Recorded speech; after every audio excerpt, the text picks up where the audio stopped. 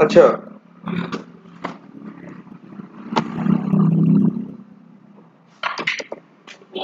चलो जो भी है वो तो हम फिर से बता देंगे लास्ट क्लास में। देखो हमने क्या बताया था, बस अभी तक हम इतना तुम्हें समझाने की कोशिश कर रहे थे कि एग्जैक्टली टेस्टिंग करते क्यों, पहली चीज। ठीक है, क्योंकि कोई चीज अगर टेस्ट नहीं करोगे तो तुम फिर क्वालिटी को लेके कुछ कह नहीं सकते। क्वालिटी को लेके तभी तो तुम कह पाओगे क्योंकि तुमने वो चीज टेस्ट की है। हम ऐसे कुछ बना के किसी को दे दे कोई भी सामान, है ना। चाइनीज सामान क्यों सस्ते होते हैं? जो चाइनीज सामान वहां से बन के आते हैं, जो उनके साथ क्या होता है, बहुत ज्यादा टेस्ट नहीं होते, इसलिए तो होता है चल गए तो चल गए, नहीं चले तो नहीं चले, क्वालिटी को लेके। लेकिन हाँ, वही चाइना तुम ज्यादा पैसा दो तुम्हें ऐसा सामान देगा जो बिल्कुल चलेगा। कोई भी चीज की मैन्युफैक्चरिंग है कहाँ होती है, चाहे खराब सामान हो चाहे अच्छा सामान हो, चाहे चाइना फोन हो चाहे आईफोन हो, बनेगा सब कहाँ, चाइना में। जितना पैसा दोगे बस उसी का है। और क्वालिटी अगर तुम्हें चाहिए कि प्रोडक्ट सही हो, क्वालिटी प्रोडक्ट हो, चले, तो उसके लिए उसकी क्या होनी चाहिए, प्रॉपर टेस्टिंग होनी चाहिए। और ऐसे ही तुम्हारी ये सॉफ्टवेयर है, ये सॉफ्टवेयर भी तो एक टाइप के प्रोडक्ट ही है कि नहीं भाई। ओला भी तो कुछ है ना। ओला में कम से कम 1500 लोग तो ओला के पेरोल पे नौकरी करते होंगे, जो ड्राइवर हैं चलाने वाले या जिनकी गाड़ी है वो अलग है। 1500 ओला के पास क्या होंगे, अपने इम्प्लॉय होंगे। 100-200 होंगे सिर्फ वही ऐप देखने के लिए कि ऐप वो प्रॉपर चले, और ऐप में भी क्या हो रहे होंगे, चेंजेस आ रहे हैं। अच्छा अब एक चीज ये देखो, तो हमेशा तुम लोग को एक ये अंदाजा है कि कोई सॉफ्टवेयर बनता है, और जब भी कोई भी सॉफ्टवेयर बनेगा तो सबसे पहले उसकी रिक्वायरमेंट लिखी जाएगी, ये तो पता है ना भाई। कोई भी काम करोगे तो सबसे पहले रिक्वायरमेंट लिखोगे ना, क्या क्या करना है। ठीक है, तो हमारे पास अब क्या होगा, अब हम उस रिक्वायरमेंट पे काम करना शुरू करेंगे। और रिक्वायरमेंट कौन लिखेगा, बीए लिखेगा। एक चीज और बता दी थी लास्ट क्लास में, क्या क्या कि कई जगह क्या होगा, रिक्वायरमेंट लिखेंगे, रिक्वायरमेंट के बाद या रिक्वायरमेंट को क्या जो लिखेगा बीए, क्या उसको बोलते हैं, बीआरडी ना। या तो बोलेंगे बिजनेस रिक्वायरमेंट डॉक्यूमेंट, या तो बिजनेस रिक्वायरमेंट स्पेसिफिकेशन, बीआरडी भी बोलते हैं और बीआरएस भी बोलते हैं। कहीं कहीं जब वही बीए लिख देगा रिक्वायरमेंट, फिर उसको क्या होगा, ऐसे और ब्रेक करके टेक्निकल लैंग्वेज में लिखेगा। बताया था ना कि जो बीए है एक तरह से वो बहुत टेक्निकल आदमी नहीं है, वो सिर्फ इतना जानता है अपने क्लाइंट से बात करना, उसकी बात समझना और उसको कागज पे उतार के देना, ये उसका काम है। और एसए का काम है, अब कोई चीज है वो कितनी पॉसिबल है कितनी नहीं पॉसिबल है, वो तो टेक्निकल आदमी बताएगा ना। जैसे कंपनी में नहीं होता कि मार्केटिंग वाला जाएगा कुछ भी बोल देगा कि ये भी मिलेगा आपको, ये भी मिलेगा, ये भी मिलेगा, बाद में आप, लेकिन कंपनी में जब आप उससे आगे और बात करोगे तो जो रियल बंदा होगा अंदर का वो अलग बात बोलेगा, कहेगा भैया देखो यहाँ इतना इतना तक ही होगा, इतना ही पॉसिबल। भले आपसे मार्केटिंग वाला बोला हो, गलत बोला है, आप चाहिए तो उसकी शिकायत कर दीजिए, लेकिन और मार्केटिंग तो वही सेम चीज यहाँ पे भी है कि बीए बनाएगा, बीआरएस बनाएगा या बीआरडी बनाएगा, और फिर इस पर ऐसे क्या बनाएगा, एफआरडी या एफआरएस। एफआरडी मतलब फंक्शनल रिक्वायरमेंट डॉक्यूमेंट या फंक्शनल रिक्वायरमेंट स्पेसिफिकेशन। इसके लिए वर्ड क्या क्या है, बीआरडी है और बीआरएस भी बोलते हैं, एफआरडी है और एफआरएस। इन्हीं डॉक्यूमेंट्स पे डेवलपर और टेस्टर अपना अपना काम करते हैं, एक डेवलप करता है और एक टेस्ट करता है। ठीक है, अब ये सोचो जरा, काम कितने टाइप का आ सकता है। एक सॉफ्टवेयर बन रहा है तो उसमें कितने टाइप के काम आ सकते हैं, पहले ये भी तो सोचो। एक तो ऐसा होगा कि नया काम, एक तो ऐसा होगा क्या, नया काम, और दूसरा एक तो हुआ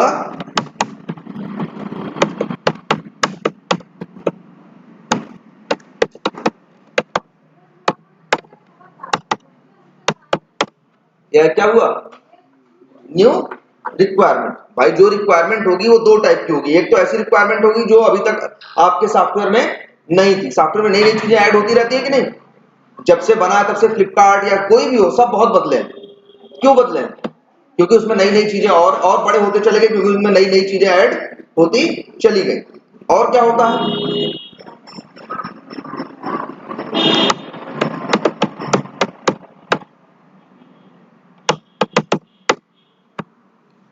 कई बार क्या होता है, जो ऑलरेडी चीजें बनी होती हैं, एक तो हो गया कि हमने जैसे सॉफ्टवेयर में 100 चीजें हैं, 10 चीज हम नहीं बनवा रहे हैं, और तो कितनी हो जाएंगी? 110। और लेकिन ये भी कई बार कहेंगे कि 10 चीज नहीं बनाओ, और जो 4 चीज ऐसे बनी थी जो कस्टमर है वो शिकायत कर रहे हैं उसको यूज करने में, उसको थोड़ा सा क्या कर दो, बदल दो। उसको थोड़ा सा क्या कर दो, बदल दो। तो ये 2 टाइप के काम होंगे हमेशा। कौन से? एक तो न्यू वर्क होगा और दूसरा क्या होगा, इंप्रूवमेंट होगा। हम ही है भाई, 2 टाइप का इसी घर में है, हम क्या कर सकते हैं, 2 काम करवा सकते हैं। एक तो हम इसमें और बना लें, इसमें और चीज ऐड करवा लें, और दूसरा काम क्या करवाएंगे, कोई जो पुरानी चीज है उसको चेंज करवाएं। 2 ही टाइप के काम होंगे कि नहीं? कहीं भी काम होंगे तो नॉर्मली 2 टाइप के काम होंगे, एक न्यू रिक्वायरमेंट होगी और दूसरा क्या होगा, इंप्रूवमेंट। इंप्रूवमेंट का मतलब क्या होता है जानते हो? एक तरह से सुधार। लोग कहते हैं ना यार इंप्रूवमेंट हो रहा है, डॉक्टर बोलते हैं कि हाँ पेशेंट में इंप्रूवमेंट हो रहा है, इसका मतलब क्या है, सुधार, जो पहले से ज्यादा अच्छा हो रहा है। तो ये 2 टाइप के काम होंगे, एक न्यू रिक्वायरमेंट होगी और एक क्या होगा, इंप्रूवमेंट। और इसी पे और उनकी दो जो भी होगा सब कुछ डॉक्यूमेंटेड आएगा, बीआरडी के अंदर और किसके अंदर, एफआरडी के अंदर। फिर आपको अपने टेस्ट केस लिखने हैं, उधर उसको क्या करना है, डेवलप करना है। लेकिन अच्छा, अब एक बात और, अब आप क्या करोगे, टेस्ट केस लिखोगे ना, लेकिन हमने एक चीज आपको नहीं बताई थी पहले, क्या, हम टेस्ट केस भी डायरेक्टली नहीं लिखते। मतलब पहले क्या बताया आपको, रिक्वायरमेंट आई, बीए ने बीआरडी दिया, बीए ने बीआरडी दिया तो क्या किया, एक वॉक थ्रू मीटिंग दी ना, जिसमें अपने बीआरडी को सबको समझाया। भाई जिसको काम करना वो समझाएगा ना, तुम्ही अगर हम, मेरे ऊपर कोई जिम्मेदारी है, टीम में 10 लोग काम करने वाले हैं, तो जो हम करेंगे वो बाकी 9 को बताएंगे कि नहीं? तो बीआरडी वो जब बनाता है तो इसके बाद एक मीटिंग रखता है जिसका नाम क्या होता है, वॉक थ्रू मीटिंग। या नहीं देखो,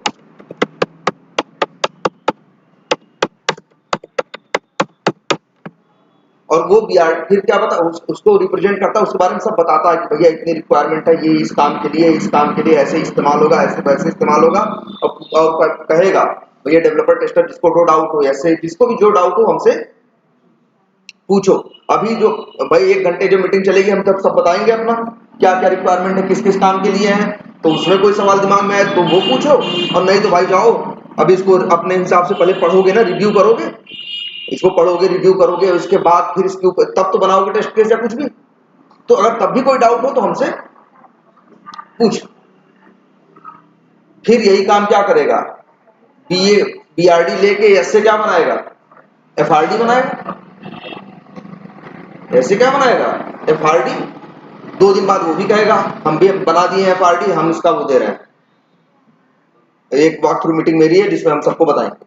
फिर सब लोग बैठेंगे, तो हमारा काम क्या होगा तब तक, उसी बीआरडी और एफआरडी को पढ़ना, कोई डाउट हो तो पूछना, और अगर कोई गलती समझ में आए तो बताना कि भैया ये चीज इसमें गलत है। क्योंकि अगर उसमें कुछ गलती हुई बीआरडी या एफआरडी में और आगे उसी पे काम होता चला गया तो सारा काम गलत ही होता रहेगा ना।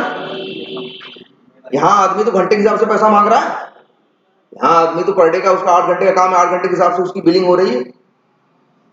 अब वो 100 घंटा गलत काम कर देगा तो क्या फायदा हुआ, 100 घंटे का पैसा गया कि नहीं गया। इसीलिए डिफेक्ट को कैसे कब पकड़ना है, जितने जल्दी से जल्दी, और सबसे अच्छा तब माना जाता है जब कोई डिफेक्ट मतलब कोई कमी सॉफ्टवेयर के अंदर बनने के बाद ना पता चले, बनने से पहले जब वो बीआरडी एफआरडी में वो कमी अगर लिखी हो गलती से, तो उसी टाइम पे डेवलपर या टेस्टर उस बात को क्या कर ले, खास करके टेस्टर उस समय उसको पकड़ ले। और अगर उस समय पकड़ लेगा तो बस वो 2 दिन एक तुरंत ही वो भी समझ में आ जाएगा, बीए को भी 1 दिन के अंदर सही कर देगा। बस उस बीए की मेहनत लगी, बीए ने 8 मान लो उसके उस जो तुमने बताया गलत है 4 चीज, बीए ने 8 घंटे करके उसको क्या कर दिया, सही कर दिया तो किसका पैसा गया? सिर्फ बीए की तनख्वाह गई ना एक दिन की। और मान लो 1 घंटे का बीए का जो रेट है वो $30 है, तो कितना हुआ? 3 और 24, $240, यही खर्चा हुआ ना। लेकिन सोचो वही गलत रिक्वायरमेंट पास ऑन हो जाती, कोई पकड़ नहीं पाता, अगर उसे बीआरडी एफआरडी से आगे डेवलपमेंट में भग जाती, तो उसी गलत बीआरडी के ऊपर कैसे गलत एफआरडी बनाता। अब उसका भी गया टाइम कि नहीं गया? फिर अब पता चला 2 दिन वो किया, एफआरडी बनाया 2 या 3 दिन में, 3 दिन बनाया तो 8 कितना घंटा लिया? 24 घंटा लिया ना वो। और लेकिन जब चीज बनी है गलत, अब डेवलपर 5 लग गए, 8 घंटे, एक दिन में 40 घंटे, और वो काम कर रहे हैं 5 दिन तक, कितना हो गया? 200 घंटा हो गया। अब जोड़ो कितना हो गया? अब अंतिम में चीज निकल के आई क्या? गलत। अब फिर से रिवर्क होगा ना, फिर से वही काम दोहराना पड़ेगा ना वापिस। अब बीए क्या करेगा? जब पकड़ में आई गलती तो बीए जाएगा अपनी बीआरडी सुधारेगा, फिर ऐसे एफआरडी सुधारेगा, डेवलपर अपना कोड सुधारेगा, तुम अपना टेस्ट केस सुधारोगे, तब कहीं जाके वो चीज होगी। तो उसकी कॉस्ट कितनी होगी? कहाँ $240 में हो रहा था, उसकी कॉस्ट भर के पहुंच जाएगी कितनी? $5000, $10,000। इसी वजह से होता है कि डिफेक्ट जितनी जल्दी से जल्दी। और एक वर्ड इस्तेमाल हम लोग करते हैं कि डिफेक्ट अगर रिक्वायरमेंट फेज में पकड़ लिया जाए। अब एक वर्ड ये भी सुनो, फेज। फेज मतलब हाँ, फेज एक तरह से मान के चलो टाइम के लिए इस्तेमाल होता है। पहली बात तो समझना है किसके लिए होता है? टाइम के लिए। और एक तरह से किसकी? फेज मतलब एक तो दशा। फेज का मतलब क्या?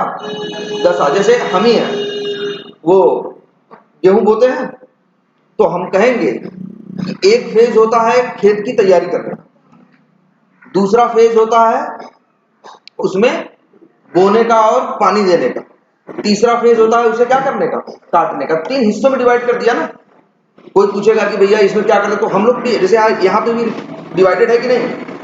एक रिक्वायरमेंट है, पहले रिक्वायरमेंट पे काम होगा, फिर कोड। तो इसीलिए रिक्वायरमेंट को क्या बोलते हैं? रिक्वायरमेंट फेज लिखे तो इसका मतलब क्या? वो टाइम जब रिक्वायरमेंट के ऊपर काम हो रहा। कौन सी फेज कही जाती है? Requirement phase. जैसे जब बीए रिक्वायरमेंट लिख रहा होगा, है ना, बीए लिखता है, बताता है सबको, 2-3 दिन 4 दिन का टाइम देता, 2 दिन का 3 दिन का, तो वो जो फेज कही जाती है, कौन सी फेज कही जाती है? Requirement phase. जब वो अपनी मीटिंग रखता है, सब लोग उसकी बात सुनते हैं, वो किसकी बात हो रही है? Requirement phase. इसके बाद ऐसे क्या करेगा? ऐसे क्या करेगा? डिजाइन करेगा, एफआरडी एफआरएस बनाएगा ना। वही डिजाइन हमने बताया था ना, वो एक तरह से आर्किटेक्ट होता है। ऐसे जो है सिस्टम आर्किटेक्ट, वो क्या करता है? वो पूरी डिजाइन में बताएगा कि इसमें कैसे कोड होगा, कैसे करना है। तो ये इसको बोलते हैं क्या, जानते हो? Design phase. ये दूसरा फेज है, ठीक है। अब जब बीए ऐसे अपना काम कर लेते हैं तो डेवलपर क्या करना शुरू कर देता है? कोडिंग उसके बाद करता है ना, तो उसको बोलते हैं डेवलपमेंट। भी आप सीधे बोलते हैं इसके लिए, इसको बोलते हैं कोडिंग फेज। जब वो कोड करके बना देता है तो फिर क्या करते हो? तुम टेस्ट करते हो ना, तो उसको बोलते हैं क्या? टेस्टिंग फेज, है ना। और फिर यूएटी होता है। तो एक तरह से मान लो टेस्टिंग के अंदर यूएटी फेज। इस तरह से ये फेज है, फेजेस है। जैसे हम लोग कहते हैं ना कि लाइफ में कई फेजेस हैं, बचपन होता है, जवानी होती है, बुढ़ापा होता है ना। तो वही हमने इस पूरे टाइम को जो पूरा वर्क है उसको कई पार्ट्स में डिवाइड कर रखा है। फर्स्ट पार्ट क्या है? रिक्वायरमेंट का, दूसरा है डिजाइन का, तीसरा है कोडिंग या डेवलपमेंट का, चौथा है टेस्टिंग का मेन। अब टेस्टिंग में फिर यूएटी भी एक और टेस्टिंग है, मान लो 5वां यूएटी का। और इसके बाद अंतिम में क्या करते हैं? सब कुछ सही से टेस्ट हो जाता है, तब जाता है कहाँ? किस सर्वर पे जाता है? याद करो, हमने एक नाम दिया था प्रोडक्शन सर्वर। कहाँ? प्रोडक्शन सर्वर भी बोला था, या प्रोडक्शन इन्वायरमेंट भी कहते हैं। और एक इसके लिए वर्ड और यूज होता है क्या? Live server. प्रोडक्शन सर्वर या क्या लाइव सर्वर। तो इस फेज को जब प्रोडक्शन सर्वर या लाइव सर्वर पे हमारा कोड जाता है, इसके लिए वर्ड बोलते हैं क्या जानते हो? क्या लिखा है? Deployment phase. अब डिप्लॉयमेंट क्या होता है? कभी ये सुना होगा, कभी तुम लोग न्यूज देखे होंगे तो कहते होंगे कि यार बॉर्डर पे आर्मी डिप्लॉय कर दी। डिप्लॉय करने का मतलब होता है किसी चीज को बनाने या सब कुछ करने के बाद जब उसे इस्तेमाल करने के लिए देते हैं, या इस्तेमाल करने के लिए कहीं देंगे ना। जैसे ये कोड भाई डेवलपर डेवलप करता है कोड, वो कोड कहाँ रखता है? हमने 4-5 पिछले क्लास में सर्वर का नाम लिया था ना। डेव सर्वर होगा, टेस्टिंग सर्वर होगा, यूएटी सर्वर होगा, और क्या होगा? प्रोडक्शन सर्वर होगा कि नहीं होगा? तो सर्वर पे कोड डालता है ना डेवलपर। तो जब वो सर्वर पे कोड डालता है, इसके बाद ही कोई उसे क्या कर पाता है? इस्तेमाल कर पाता है। तो उसको बोलते हैं क्या करना? डिप्लॉयमेंट करना। या क्या करना? डिप्लॉय करना। जब भी कोई कहे, कभी भी ये वर्ड सुनना, कंपनी में जाओगे तो बहुत जैसे होगा, यार आज तो काम है मेरे पास, यार आज हम वो यहाँ नहीं आ सकते, आज मेरे यहाँ डिप्लॉयमेंट है। वो डिप्लॉयमेंट कहने का मतलब उसका है कि सब टेस्टिंग वेस्टिंग हो चुकी है, आज इन लोग क्या होने वाला है इसका, ये प्रोडक्शन सर्वर पे, लाइव सर्वर पे अब ये नया कोड पुराना हटा के नया डाल दें। या अपडेटेड। अच्छा, अपडेटेड वर्ड जानते हो? ये भी अच्छा एक वर्ड देखो,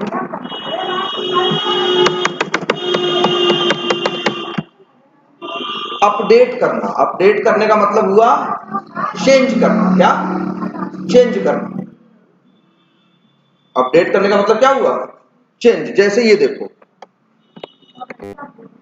हमने एक फाइल बनाई थी ना ट्यूसडे 2 फरवरी की या वेडनेसडे 3 फेब की बनाई थी ना, ये बनाई थी। अब अगर हम इसमें जाएं,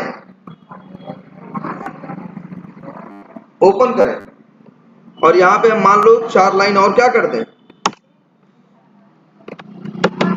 लिख दें और सेव कर दें, तो हम कहेंगे क्या कि फाइल अपडेट कर दी। क्या कर दी?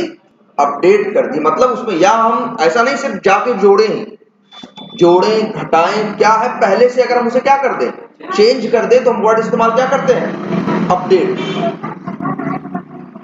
डेवलपर कोड लिखता है ना, 500 लाइन का कोड लिखा, सर्वर पे डाला, ठीक है, इसके बाद डिफेक्ट आए, तो वो 500 लाइन का कोड जो उसके पास था वही तो सर्वर पे डाला था ना। तो 500 लाइन में जो डिफेक्ट आए तो वो डिफेक्ट सही करेगा कि नहीं? तो कोड कुछ क्या हो जाएगा? चेंज होगा कि नहीं होगा? तो कोड क्या हो जाएगा? बदल जाएगा ना, या एक तरह से कहीं क्या हो जाएगा? अपडेट हो जाएगा। तो डेवलपर यही करता है। जब भी कभी ये वर्ड सुनना, क्या? डिप्लॉय, तो उसका मतलब है, जिस कोई बंदा कहेगा यार हमारे आज तो कोड डिप्लॉयमेंट है, या ये कहेगा यार हमारे आज हमारे प्रोजेक्ट में डिप्लॉयमेंट है, तो इसका मतलब है कि आज उसका यहाँ प्रोजेक्ट जो है वो कहाँ जा रहा है? लाइव सर्वर पे जा रहा है। और कई बार ऐसा होता है, तब उस दिन जिस दिन डिप्लॉयमेंट होगा पहले से रोक के रखते थे कंपनी में। जैसे मान लो अमेरिका में है, वो आएंगे शाम को 6 सुबह, अरे अब उनका सुबह 9 साढ़े 9 बजे आएंगे, वो हमारे लिए बच जाएगा तब तक क्या, शाम का 7। फिर भाई उन्हीं के सर्वर पे होता है, अमेरिका वाला प्रोजेक्ट बनाता है तो यहाँ के सर्वर पे डिप्लॉयमेंट नहीं करता। कोई भी क्यों चाहेगा कि हम दूसरे देश में रखें, वो तो पैसा देके हमसे काम करवा रहा है। तो डिप्लॉयमेंट कहाँ होता है? सर्वर कहाँ होता है उनका? अमेरिका में ही होता है। तो वो 2-3 घंटे वो डिप्लॉयमेंट में लगता है टाइम, तो इसके बाद वो टेस्टरों को रोके रखते हैं। क्या कहते हैं? घर जाओ, लेकिन जाओ सिस्टम खोल के बैठ जाना, 2 घंटे डिप्लॉयमेंट लगेगा, 9 बजे डिप्लॉयमेंट हो जाएगा, 1-2 घंटे जरा हाथ मार के पूरा देख लेना कुछ गड़बड़ तो नहीं हुआ, सब कुछ सही चल रहा है कि नहीं। अगर कुछ गड़बड़ हुआ है तो कम से कम इतना कर दें कि तुरंत उसको हटाएं। अगर कुछ बड़ा इशू है तो उसको हटाएं और फिर नया क्या करें, डालें। या कई बार तुम लोग ऐसा भी देखे होंगे, कई बार ऐसा हुआ होगा कि जैसे जीमेल बंद हो गया या यूट्यूब बंद हो गया कुछ देर के लिए। कई बार कई सॉफ्टवेयर ऐसे हैं, या ऐसे बताओ, कई सॉफ्टवेयर यूज करोगे ना, जैसे फ्लिपकार्ट ये यूज कर रहे हो तो फ्लिपकार्ट बीच में एक मैसेज दे रहा होगा कि भैया फलाना तारीख को आधा घंटा के लिए फ्लिपकार्ट बंद रहे। मतलब वो 10 दिन पहले से चलाना चालू कर देंगे। जानते हो क्यों? फलाना तारीख को रात को 10 बजे या जो टाइम होगा वो क्या कर होने वाला है, डिप्लॉयमेंट। और उन्होंने सब कुछ बहुत अच्छे से प्लान कर रखा है कि सब कुछ आधे घंटे के अंदर ही कर देंगे, कि भाई बहुत बड़ा कस्टमर बेस है, करोड़ों कस्टमर है। तो कभी कभी ऐसा तुमको देखने को मिलेगा कि फ्लिपकार्ट हो या कहीं भी बहुत सी साइटें यूज कर रहे हो, तो जब लॉगिन करने पहुंचे तभी वहां ऊपर मैसेज आने लगा कि भैया समझ लो अगले हफ्ते फलाना तारीख को है। वैसे ये दिन भी कौन सा रखते हैं अक्सर, ये सब संडे वनडे रखते हैं। क्या रखते हैं? संडे रखा या ऐसा कोई बड़ा ऑड टाइम रखेंगे कि रात को 2 बजे, सुबह 6 बजे, जिससे कि जब कोई उसको इस्तेमाल करने वाले वैसे भी क्या हो, कम हो। तो जब भी डिप्लॉयमेंट वर्ड आपसे सुनाई दे तो मतलब क्या, जो चीज बनाई तैयार की अब उसे इस्तेमाल करने के लिए दे दिया कि लो यूज करो। या जैसे आप कहते हैं ना आर्मी डिप्लॉय कर दी, या कहते हैं ना ये सब वर्ड की जितने हथियार थे वो डिप्लॉय कर दिए। मतलब क्या, अब वो काम रेडी हो गए हैं काम करने के, जो उनको इस्तेमाल करेगा अब वो काम करेंगे। ठीक है, तो इनको क्या बोलते हैं, फेज। तो टेस्टिंग की ये फेजेस याद रहेंगी। और 4 सर्वर बताए थे, कौन कौन सा याद है? डेव सर्वर था, और टेस्टिंग सर्वर था, और यूएटी सर्वर था, और फिर तुम्हारा ये लाइव या प्रोडक्शन सर्वर। और हर पे बताया था ना, जब डेवलपर कोड लिखता है पहले तो कहां डालता है, डेव सर्वर। और डेव सर्वर पे डालने के बाद यूनिट टेस्टिंग और इंटीग्रेशन टेस्टिंग खुद ही वो लोग अपना करते हैं। फिर जब वहां से वो लोग समझ जाते हैं कि सही है, तब वो उठा के डालते हैं कहां, टेस्टिंग सर्वर। तब टेस्टर क्या कहता है, टेस्ट करना चालू करता है। और जब वो स्टार्ट करता है टेस्ट करना, तो वो 3-4 दिन टेस्ट करता है, अपने डिफेक्ट डालेगा, फिक्स होंगे डालेगा, चलेगा 4 दिन 5 दिन 6 दिन तक। फिर 4 दिन के बाद उसके हाथ से चीज निकल जाएगी, उसको वो कह देगा हाँ सही है, फिर उसके पास चली जाएगी यूएटी वालों के पास। अब वो कोड कहां डाल दिया जाएगा, यूएटी। मतलब इतने लेवल पे फिल्टर होने के बाद कोई चीज आपको यूज करने के लिए कोई भी सॉफ्टवेयर आपको मिलता है, अगर वो क्वालिटी सॉफ्टवेयर है तो। ये क्लियर है?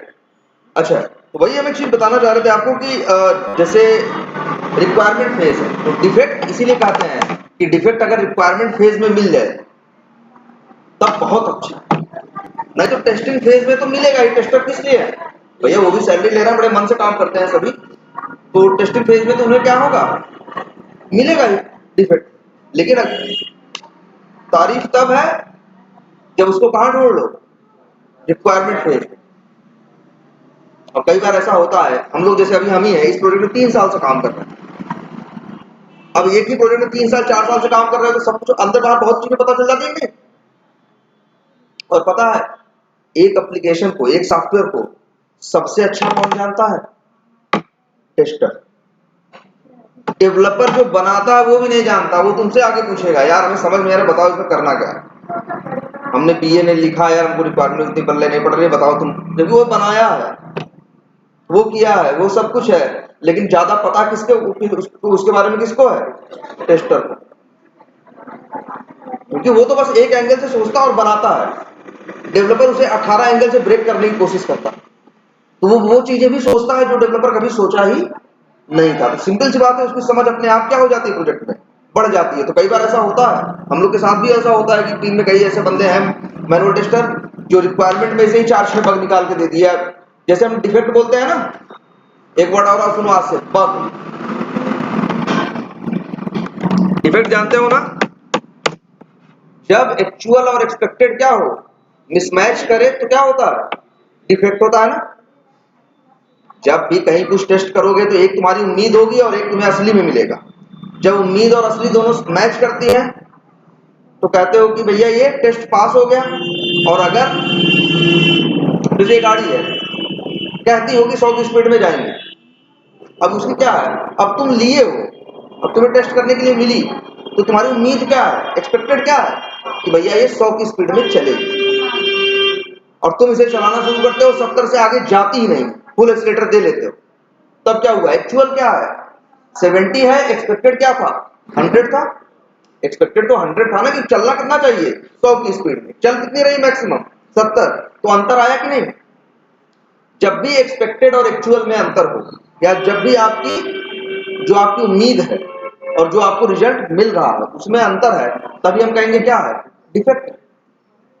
तो कहेंगे आप तो गलत चीज दे रहे हो हमको। वैसे सेम यहाँ भी तो डिफेक्ट भी बोलते हैं, और इसके लिए एक वर्ड और यूज होता है, क्या, बग। बग मतलब ऐसे होता है क्या, कीड़ा। बग मतलब क्या होता है, जितने नहीं होते हैं बरसात में सब उड़ते हैं, उन सभी को क्या बोलते हैं, नॉर्मल एक कॉमन वर्ड, क्या, बग। तो हम लोग जो गलतियां निकलती हैं सॉफ्टवेयर में, तो हम उसके लिए दो वर्ड इस्तेमाल करते हैं। कई बार क्या बोलते हैं, डिफेक्ट भी बोलते हैं, और कई बार क्या बोलते हैं, बग भी बोलते हैं। तो बग या डिफेक्ट रिक्वायरमेंट फेज में निकाल लिया जाए, ये सबसे बेस्ट। अच्छा, और क्या बताया था हमने, एक वर्ड और बताया था,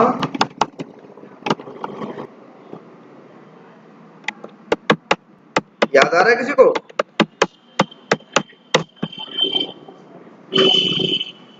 अच्छा, रिक्वायरमेंट फेज में क्या बनेगा बताओ, बीआरडी, यही होगा ना। डिजाइन फेज में क्या बनेगा, बीआरएस, और नहीं, या तो बीआरडी कहीं कहीं जगह लोग उसी को बोलेंगे, और नहीं तो क्या बोलेंगे, बीआरएस। और डिजाइन फेज में क्या होगा, एफआरडी। ये लिखा जाएगा ना, देखोगे तो 30-40 पन्ने का डॉक्यूमेंट होगा भाई, जो लिखेगा उसका काम यही है, इसी बात के पैसे ले रहा है वो, तो प्रॉपर लिखेगा, डिजाइन बनाएगा, सब कुछ करके देगा। फिर कोडिंग फेज में क्या होगी भैया, कोडिंग ही होगी, ठीक है। और टेस्टिंग फेज में क्या होगा, टेस्टिंग होगी। टेस्ट केस को हम चाहेंगे जब डेवलपर कोडिंग कर रहा होगा, तभी टेस्टर क्या कर रहा होगा, टेस्ट केस लिख रहा होगा। देख यहां पे लिख देते हैं, एक तरह से ये मान लो तो क्या हो गया, फेज,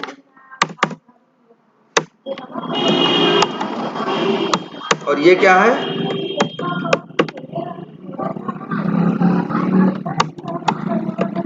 वर्क। भैया काम समझना है, एक तो क्या हो गया, फेज हो गया, एक हो गया क्या, वर्क हो गया। और टेस्टर जो होगा, जब ये डेवलपर कोडिंग करेगा तभी टेस्टर क्या लिखेगा अपने, टेस्ट केस। जब वो कोडिंग करके खाली होगा, अब ऐसे होगा तब कैसे काम चलेगा, कि वो लिख दे, एप्लीकेशन बना के तुम्हें दे दे, तो अब कहोगे भैया हम टेस्ट नहीं करेंगे, भैया अभी तुम 4 दिन क्या करेंगे, टेस्ट केस लिखेंगे। तो होना तो नहीं भैया, पहले क्यों नहीं लिखे। तो भाई जब बीआरडी एफआरडी मिल गया, वो अपना डेवलप करने वाला लगा, तो तुम क्यों खाली बैठे, उसी समय तुम्हें क्या लिखना था, टेस्ट केस। और एक बात लिखे, और इसके बाद जब आएगा, एक वर्ड ये समझ में आ रहा है,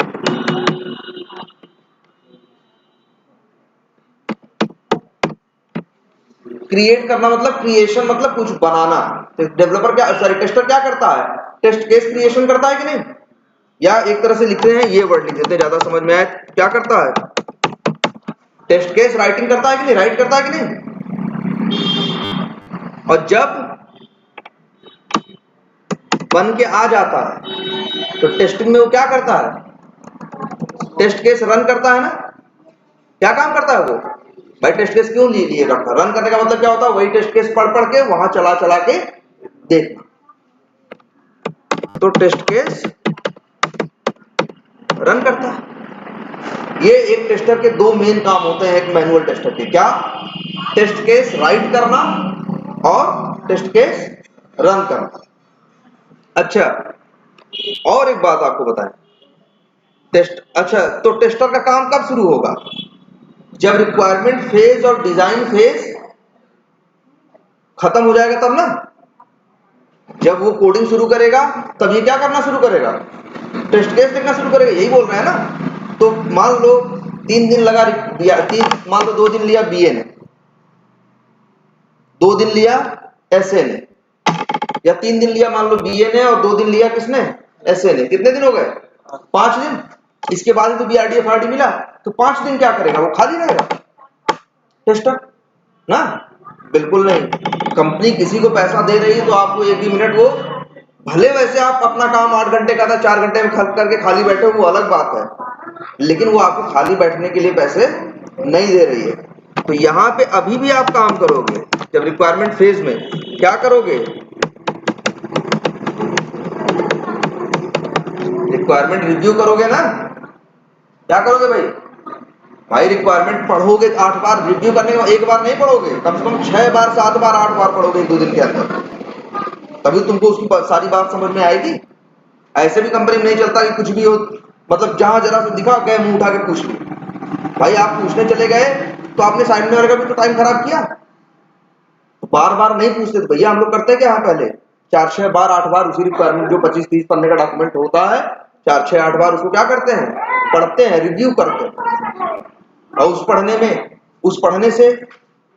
पढ़ने से हम आगे टेस्ट केस लिख पाएंगे, और उसी पढ़ने से हो सकता है उसमें कोई गलती दिख जाए, और गलती दिख गई तो फिर क्या करेंगे भाई, डिफेक्ट हम बता देंगे, तब लोग बहुत ज्यादा खुश होंगे कि इसमें तो डिफेक्ट को कब पकड़ लिया, रिक्वायरमेंट फेज में। तो भैया खाली नहीं रहोगे, क्या करोगे, रिक्वायरमेंट रिव्यू करोगे। और रिव्यू भी एक टाइप का क्या होता है, टेस्टिंग ना, बोला है ना। रिव्यू करने का मतलब क्या होता है, हम देख कुछ को यार इसको रिव्यू कर लो, देख लो सही है कि गलत है, तो एक तरह से टेस्टिंग करने के लिए दिए ना।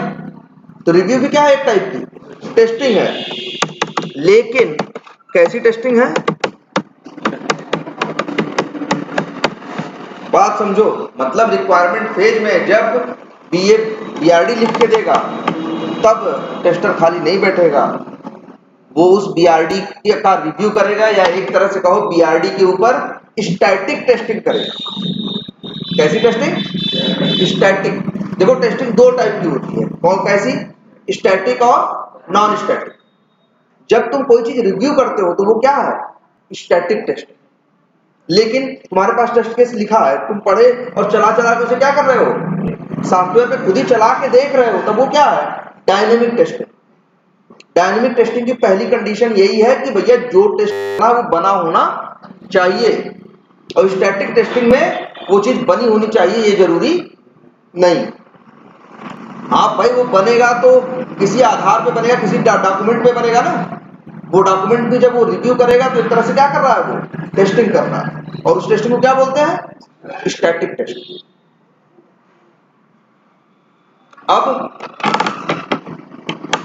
तो बीआरडी में पता तो चली जाएगा क्या क्या रिक्वायरमेंट है, क्या क्या होना है, उसने रिव्यू भी कर लिया, सब कुछ कर लिया। अब आगे क्या करना है, डिजाइन भेज आ गया। अब समझो बॉल किसके पास चली गई, ऐसे के पास, बीए के पास से बॉल किसके पास चली गई, ऐसे के पास। अब ऐसे 2 दिन 3 दिन ले रहा है ना, एक दिन मतलब वो एक मान लो डॉक्यूमेंट बना के दिया, तो अब तुम्हारा काम क्या होगा, उस एफआरडी को क्या करना,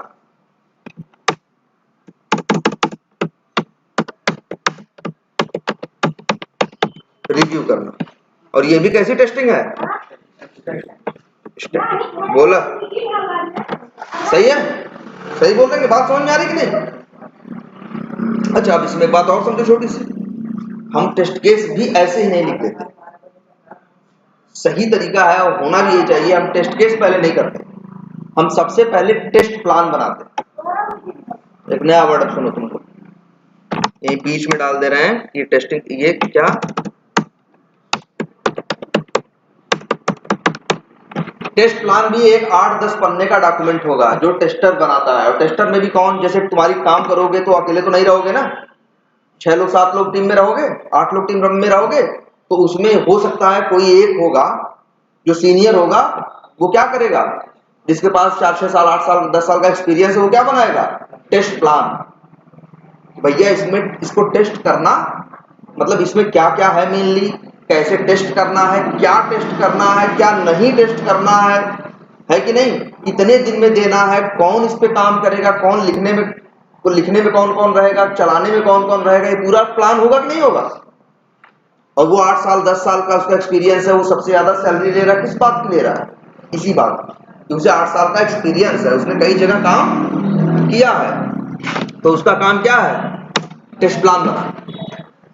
और टेस्ट प्लान में क्या रहेगा, टेस्ट प्लान में यही सब रहेगा कि भैया क्या टेस्ट करना है, कितना टेस्ट करना है, क्या नहीं टेस्ट करना है ना, कब टेस्ट करके देना है, कब टेस्ट करके देना है, कितने बंदे लगाने हैं, कौन टेस्ट केस लिखेगा। और अच्छा 10 रिक्वायरमेंट आ रही है, 12 रिक्वायरमेंट है ना। मान लो बीआरडी में कितनी रिक्वायरमेंट है, 12 या 15 है, तो तुम 3 रिक्वायरमेंट पे काम कर रहे हो, एक टेस्टर हो, तुम 5 पे कर रहे हो, तुम दूसरे टेस्टर हो, तो तुम लोग अपने अपने टेस्ट केस लिखोगे ना।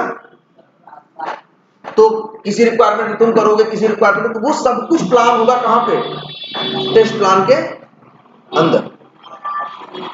क्या क्या रहेगा, ध्यान से समझो, क्या टेस्ट करना है और क्या टेस्ट नहीं करना। इसका क्या मतलब है, टेस्ट क्या करना है, कहोगे भैया एप्लीकेशन को टेस्ट करना है, और कौन सी टेस्टिंग करनी है, ब्लैक बॉक्स। मान लो वो तो करोगे ही, लेकिन वैसे नॉर्मली टेस्टिंग कौन सी करनी है, ब्लैक बॉक्स। तो क्या नहीं करना है, व्हाइट बॉक्स टेस्टिंग नहीं करनी। टेस्ट प्लान जो बनाता है, कौन बनाता है, टेस्टिंग टीम बनाती है, उसका डेवलपर से कोई लेना देना नहीं होता। फिर वो ये भी लिखेंगे कि हम लोग ब्लैक बॉक्स टेस्टिंग करेंगे, उसमें भी हम लोग यूनिट व्हाइट बॉक्स टेस्टिंग या यूनिट टेस्टिंग नहीं करेंगे, हम लोग इंटीग्रेशन टेस्टिंग नहीं करेंगे, हम लोग टेस्ट करेंगे। अब टेस्ट करने में देखो भैया ये चीज को बताएं, आगे बताएंगे। ये देखिए ये चीज होती है कि नहीं, जब जीमेल पे रजिस्ट्रेशन करते हो तो तुम्हारी डिटेल कहीं जाती है ना। हर सॉफ्टवेयर में याद रखना, हर जैसे एक लैपटॉप है, हर लैपटॉप में कोई भी कंप्यूटर ले लो, उसमें एक चीज जरूर रहेगी, क्या, हार्ड डिस्क रहेगी कि नहीं रहेगी। ऐसे ही हर सॉफ्टवेयर में एक चीज होती है जिसका नाम होता है क्या, डेटाबेस। क्या होता है, डेटाबेस। स्पेलिंग है DA, ये देखो ध्यान से,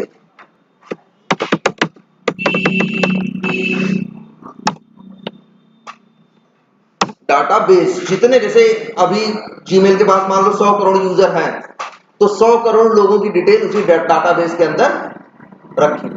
हर सॉफ्टवेयर के पास डेटाबेस होता है। फ्लिपकार्ट के पास है, तुमने कौन सामान कब खरीदा, कितने दिन पहले खरीदा, सब उनके पास डिटेल है। फोन करके कुछ बता देते हैं ना वो लोग कि भैया हमने फलानी तारीख को क्या क्या खरीदा था, वो तुरंत वहां पे कंप्यूटर देख कैसे बता देता है, क्योंकि जो जो करते हो वो सब कुछ डेटाबेस के अंदर जाके क्या होता है, स्टोर होता है, और बाद में वही डेटाबेस से चीजें निकाल के हम यूज करते हैं। तो डेटाबेस भी एक चीज है। लेकिन मान लो ऐसा है कि भैया डेटाबेस टेस्टिंग हमें नहीं करनी है, डेटाबेस टेस्टिंग हमें नहीं करनी, तो ये सब लिखेंगे क्या करना है और क्या नहीं करना। 10 रिक्वायरमेंट 12 रिक्वायरमेंट है ना, तो ये भी लिखेंगे कौन कौन सी मेन रिक्वायरमेंट है और उनको क्या क्या उनमें टेस्ट करना है। तो एक हाई लेवल की बात लिखेंगे। हाई लेवल की बात मतलब जैसे टेस्ट केस में क्या लिख रहे थे भाई, देखो जरा, टेस्ट केस में बहुत डिटेल लेवल पे बात कर रहे थे कि नहीं। अब एक वर्ड और सुनो, हाई लेवल और क्या, लो लेवल। जब हाई लेवल कहें किसी सॉफ्टवेयर में कहीं भी, तो हाई लेवल का मतलब हुआ वो लेवल जहां हम बात क्या कर रहे हैं, बहुत डिटेल में जाके अभी नहीं कर रहे हैं, बस क्या कर रहे हैं, ऊपर ऊपर। और लो लेवल का मतलब अंदर जाके छोटी छोटी चीजें भी उसकी लिखना। जैसे टेस्ट केस क्या है, ये लो लेवल चीज है। कौन सी चीज है, लो लेवल, क्योंकि इसमें सब कुछ बहुत डिटेल में है। लेकिन टेस्ट प्लान में क्या होगा, हाई लेवल बस इतना लिखा होगा, फलाना रिक्वायरमेंट है, फलाना रिक्वायरमेंट, ये टेस्ट करना, ये टेस्ट करना, ये भी लिखा होगा कि भैया यूनिट टेस्टिंग नहीं करनी है, इंटीग्रेशन नहीं करनी है, डेटाबेस टेस्टिंग नहीं करनी है, ब्लैक बॉक्स टेस्टिंग करनी है। और क्या होगा, और क्या लिखा होगा प्लान में, क्या क्या तुम्हें तो अगर हमें टेस्टिंग करनी हो तो प्लान में क्या क्या डालोगे, यही ना कि क्या क्या करना है पहले से ही सोच। और भाई ये भी डालोगे कि कौन कौन काम करेगा।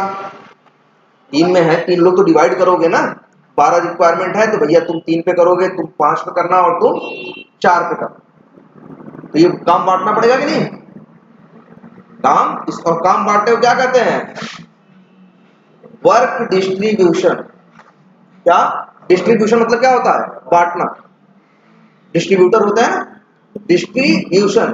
क्या एक वर्ड देखो, जब हम लोग की कंपनी में जो काम देगा उसे क्या बोलेंगे, क्या होगा,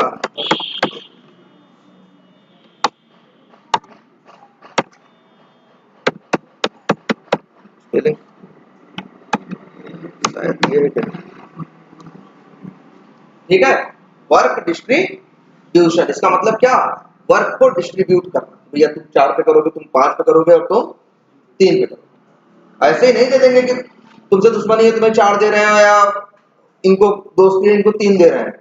नॉर्मली ऐसे रहेंगे 12 वर्क रहेंगे, कुछ वर्क छोटे रहेंगे कुछ बड़े रहेंगे ना। जो छोटे छोटे लेगा वो 5 लेगा, जो छोटे बड़े मिला के लेगा वो कौन कितने लेगा 4, और जिसके जो रिक्वायरमेंट बड़ी रहेंगी उसके वो सामने वाला बंदा उसके लिए कितना लेगा 3 लेगा। तो मतलब काम बढ़ता है। अब तो भाई हाँ काम कौन कौन काम करेगा इसका हिसाब रखना है। और ये बताओ कौन कौन काम करेगा उसको हम लोग बोलते क्या है। अब याद रखो आज से हम लोग वर्ड ये इस्तेमाल करते हैं रिसोर्सेज। हम लोग हर चीज को क्या कहते हैं, कंपनियां प्रोजेक्ट में हर चीज को क्या कहती हैं रिसोर्स। क्या बोलती हैं रिसोर्स या रिसोर्सेज है। रिसोर्सेज में भी 2 टाइप के रिसोर्सेज होते हैं। एक क्या हुआ ह्यूमन रिसोर्सेज, मतलब आदमी। प्रोजेक्ट में काम तो आदमी ही करेंगे, इंजीनियर जो भी है आदमी है कि नहीं। तो इसीलिए वर्क करने वालों को क्या कहा जाता है ह्यूमन रिसोर्स। या हम लोग जैसे कंपनी में ऐसे बात करेंगे तुम्हारे प्रोजेक्ट में, जैसे 2 मैनेजर आपस में बात करेंगे या वो कहेंगे तो बात करेंगे भैया यार कितने इस काम में कितने रिसोर्स लग जाएंगे। तो ये नहीं कहेगा कितने आदमी लग जाएंगे, तो क्या कहेगा यार इस काम में कितने रिसोर्स लगने वाले हैं यार, ये तो बहुत यार ये लोग तो इनकी डिमांड है 15 रिसोर्सेज, इसका मतलब है 15 बंदे मांग रहा है। जैसे क्लाइंट कहे कि हमें 15 बंदे आदमी चाहिए तो कहेगा हमें 15 क्या चाहिए रिसोर्सेज चाहिए 15 रिसोर्सेज। तो हम लोग आदमी को हमेशा क्या बोलते हैं वहां कंपनी में आदमी नहीं बोलते, हर चीज क्या है रिसोर्स। और रिसोर्सेज भी 2 टाइप के होते हैं। एक क्या होता है ह्यूमन रिसोर्स मतलब हम को, और दूसरा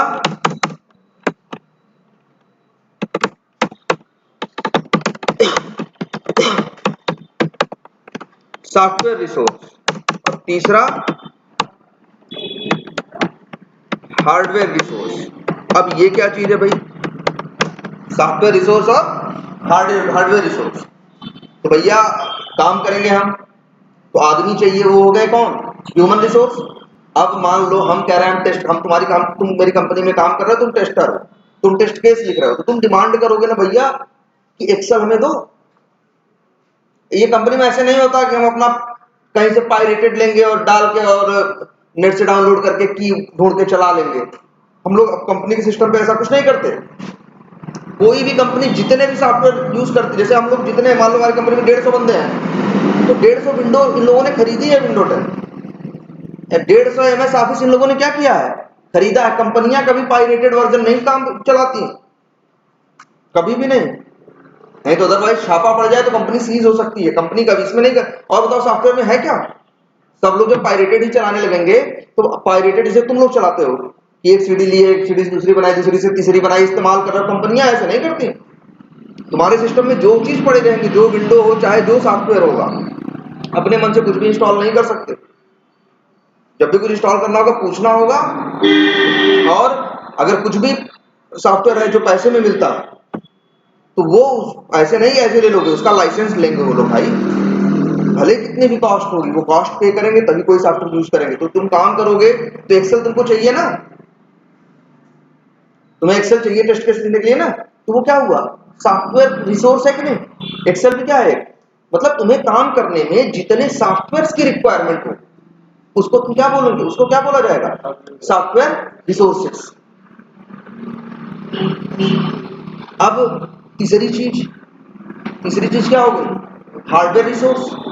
मान लो हमें टेस्टिंग करके देखनी है भैया मेरा सॉफ्टवेयर विंडोज पे कैसा चलता है और एप्पल के लैपटॉप पे कैसा चलता है, तो क्या बंदा ले आएगा घर से अपने, या हम कंपनी में जब मोबाइल पे टेस्ट करते हैं तो जैसे तो क्या हम लोग अपने फोन पे टेस्टिंग करते हैं, बिल्कुल नहीं। जब कंपनी में अंदर जाओगे तो वहां इसीलिए एक डिपार्टमेंट बना होता है जब वहां 72 फोन रखे होते हैं। जितने मोबाइल नए पुराने जो आते हैं, जो मार्केट में जो अमेरिका में चल रहा है मागे मागे मोबाइल, वो सारे मोबाइल कंपनी में पड़े रहते हैं। तो तुम्हें टेस्ट करना होगा अगर कि कोई चीज इस पे एप्पल पे कैसी चल रही है तो एप्पल का लैपटॉप चाहिए होगा ना। तो वो ये क्या हुआ हार्डवेयर रिसोर्स। तो ये सब पहले ही प्लान कर किया जाता है भैया क्या क्या चाहिए। पता चला जब सब काम हो गया काम करना हुआ तो पता चला यार एक्सेल ही नहीं, तुम बोले आईटी टीम से भैया एक्सेल नहीं है, वो कहे ठीक है हम अरेंज करते हैं। भाई वो एक्सेल वाले से बात करेंगे, मेल करेंगे, ये करेंगे, पता चला 8 घंटे में शाम तक तुम्हें लाइसेंस दिया और 8 घंटे तक तुम वहां बैठे पड़े। तुम्हारी तो तनख्वाह है ना भाई, 8 घंटे काम कराओ तुम चाहे मत कराओ, हम तो गए हैं, हम तो पैसा लेंगे। तो ये सब पहले ही चीजें क्या की कर ली जाती हैं, सोच ली जाती है। वैसा नहीं कि लिखना टेस्टिंग करनी है मैक पे, पहले सोचा ही नहीं। मैक का मतलब एप्पल के लैपटॉप, एप्पल का लैपटॉप पहले सोचे ही नहीं। पता चला जिस दिन टेस्टिंग अब करें एप्पल के लैपटॉप का, अब लोग कंपनी कहां से पैदा थोड़ी कर देगी, तब वो भी भाई ढूंढेगा, बात करेगा, हो सकता है कहीं से रेंट पे अरेंजमेंट करे या परचेज करे, तो 1-2 दिन लेगा कि नहीं? तो 1-2 दिन हम खाली बैठे तो नुकसान हुआ कि नहीं? पता चला 2 दिन खाली बैठे, 2 दिन बाद उसने एप्पल का लैपटॉप दिया। कितने का था वो एप्पल का लैपटॉप? मान लो 50,000 या 60,000 या 70,000 का। लेकिन 2 दिन अगर हम खाली बैठे, एक दिन की लगभग मेरी सैलरी 11,000 रुपए के आसपास बैठती, 11 साढ़े 11, तो हम 2 दिन खाली बैठे अगर, तो 23,000 का नुकसान तो कंपनी को एक्स्ट्रा और भी हुआ है ना। वो किसकी जेब से जाएगा? जा तो कंपनी की जेब से रहा है। इसलिए सब चीज सोची जाती है। जैसे डेवलपर है और जैसे टेस्टर है, भैया डेवलपर जो है वो अपना डेवलपमेंट प्लान बनाता है और टेस्टर अपना क्या बनाता है? टेस्ट प्लान बनाता है। हमें उनके प्लान से मतलब नहीं है, उन्हें हमारे प्लान से मतलब नहीं है। हम सब देखेंगे भैया क्या करना है, क्या नहीं करना है, ये टेस्ट करना है, ये नहीं टेस्ट करना है, ये सब लिखेंगे। पता चला जो चीज नहीं टेस्ट करनी थी लिखे हुए है नहीं, जो नहीं करनी थी पता चला ये वो भी टेस्ट कर रहे हैं। 4 घंटे लगा दिए उसके ऊपर, तो 4 घंटे तुम्हारी खुद सी वही तो सैलरी है, आखिर दिन के तो पैसे ले रहे हो। 4 घंटे नहीं किए तो 4 घंटे का पैसा बर्बाद हुआ कि नहीं? वो काम किए जो नहीं करना भैया। इसलिए हर चीज क्या होती है, टेस्ट प्लान के अंदर टेस्टिंग की हर चीज क्या की जाती है? प्लान, कि कौन करेगा, कब करेगा। और एक बात ये बड़ी जरूरी है, ये काम कर रहे हैं, ये काम कर रहे हैं, ये काम कर रहे हैं। अब हुआ क्या, 3 लोग थे, ये बीमार पड़ गए, 3 दिन नहीं आए, अब क्या होगा? इसीलिए टेस्ट प्लान में ये भी सोचते हैं कि भैया ठीक है ये 3 रिक्वायरमेंट पे काम कर रहा है, ये 4 पे और ये 5 पे, तो अब क्या होगा, ये अपने 3 पे तो काम करेंगे, उसके ये मेन रिसोर्स है, और इनके 4 के लिए ये बैकअप रिसोर्स। और कैसा बैकअप? बैकअप जानते हो ना, जैसे हम लोग एक मैच खेलते हो भाई, नॉर्मली क्या करते हैं, 2 प्लेयर खेलते हैं, एक प्लेयर पकड़ता है लेकिन दूसरे प्लेयर की जिम्मेदारी होती है कि उसे छूट सकती है, तुम बैकअप में क्या रहो, पीछे रहो ना। तो ऐसी कंपनी में हम लोग ये भी प्लान करते हैं तो भैया, तो मान लो 3 रिक्वायरमेंट पे तुम मेन रिसोर्स हो, लेकिन उनके 5 रिक्वायरमेंट पे तुम बैकअप रिसोर्स, ये अपने 5 रिक्वायरमेंट पे क्या है, मेन रिसोर्स है, और ये जो है और इनके पे तुम क्या हो, बैकअप। जिससे कल को कोई समस्या आए, कोई बीमार पड़े, कुछ हो, किसी के साथ कोई पर्सनल ट्रेजेडी हो, कुछ भी हो, तो भैया काम रुके ना। ऐसा ना हो ये मुझे हाथ खड़े करते भैया हमें तो पता ही नहीं यार क्या, मतलब जो चल रहा है इनके रिक्वायरमेंट में तब वो भी तुम अपनी नजर पे देखते रहो, काम तुम्हें अपने फोकस करना है मेनली, लेकिन फिर भी इनका तुम्हें आइडिया थोड़ा सा है, तुम्हारे दिमाग में ये चीज चल रही है कि भैया इनका भी काम थोड़ा बहुत देख लो कि कल को अगर जरूरत पड़ जाए, करना पड़ जाए, तो ऐसा ना हो काम रुके। तो बैकअप रिसोर्स, तो मतलब ये सारे प्लान्स होते हैं। और क्या क्या रिस्क हो सकता, क्या क्या रिस्क हो सकता, वो सब भी प्लान होते हैं। अब रिस्क कहोगे कौन सा रिस्क, कहोगे कैसा रिस्क, तो भैया रिस्क ये है कि ये लैपटॉप टूट जाए तो कितने जल्दी से जल्दी तुम्हें दूसरा लैपटॉप दे दिया जाए, ये भी पहले से सोचा कि अगर मान लो कुछ हो जाए, तुम्हारी विंडो क्रैश हो जाए तो, या जो एक तुम्हारा लाइसेंस था एक टाइम के बाद वो क्या हो गया, एक्सपायर हो गया, तो उस कंडीशन में भी हम लोग हम मतलब चीजें पहले ही हम लोग क्या करते हैं, क्या क्या रिस्क हो सकते हैं, क्या क्या है, सब प्लान करके रखते हैं। और इसीलिए एक डॉक्यूमेंट बनता है 10-15 पेज का, और उसको क्या बोलते हैं, टेस्ट प्लान। और अक्सर कौन बनाता है, कोई सीनियर बंदा बनाता है, और बाद में जो और बंदे होंगे उसी टेस्ट प्लान को फॉलो करते हुए उसी टेस्ट प्लान को पढ़ेंगे, और फिर इसके बाद क्या करेंगे, अपने अपने टेस्ट केस लिखेंगे, है ना, क्लियर है बात। तो ये भी, और टेस्ट प्लान तो मतलब ये मान के चलो टेस्ट प्लान होता है जब वो एक तरह से क्या होता है, डिजाइन फेज में होता है, तो एफआरडी रिव्यू करते हैं और साथ ही साथ क्या करने लगते हैं, उसी समय टेस्ट प्लान भी बना लेते हैं। और इधर डिजाइन फेज कंप्लीट हुआ, इधर टेस्ट प्लान भी क्या हो गया, कंप्लीट हो गया।